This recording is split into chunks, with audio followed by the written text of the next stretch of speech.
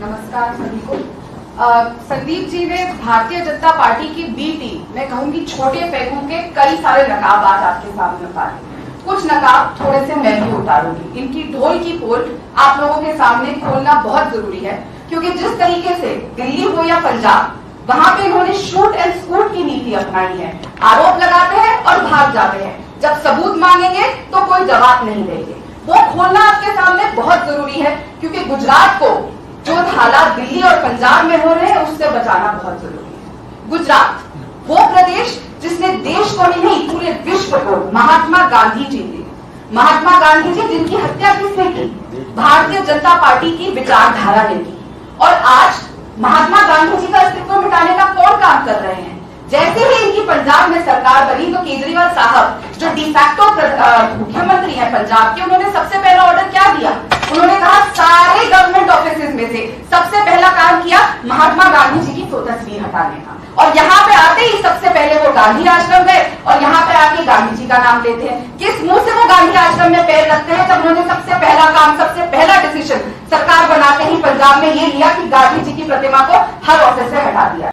शीला दीक्षित जी ने दिल्ली को बनाया और संवारा, उसको बिगाड़ने का काम पिछले 7 साल से केजरीवाल सरकार कर रही है। तिरंगा लेके निकले थे, जैसे एक बार हम सबने देखा था, मोदी जी कहते हैं मैं झोला लेकर निकला हूं, पिटारे ने कई सारे वादे किए थे जो अभी तक पूरे नहीं हुए। उसी तरीके से ये तिरंगा लेकर चले थे। और मैं मानती हूँ जब आप तिरंगा लेकर चलते हैं तो जो आप वादे करते हैं उन पे खरा उतरना हमारी जिम्मेदारी होती है, क्योंकि वही सबसे बड़ी राष्ट्रभक्ति होती है।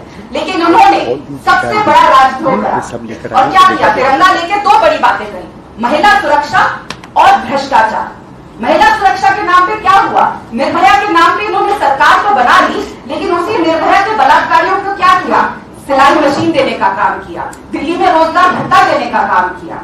उसके बाद जो निर्भया फंड हमारी सरकार ने बनाया था, उसका आज तक 1 रुपया इस्तेमाल नहीं किया गया। और मेरे आंकड़े नहीं है, एनसीआरबी के लेटेस्ट आंकड़े हैं कि दिल्ली में रोज 2 नाबालिग लड़कियों के साथ बलात्कार होता है। दिल्ली सबसे असुरक्षित राजधानी है देश की, और देश की राजधानी है। और अगर दिल्ली जैसे शहर में महिलाएं असुरक्षित नहीं है तो कहां की महिलाएं सुरक्षित होंगी?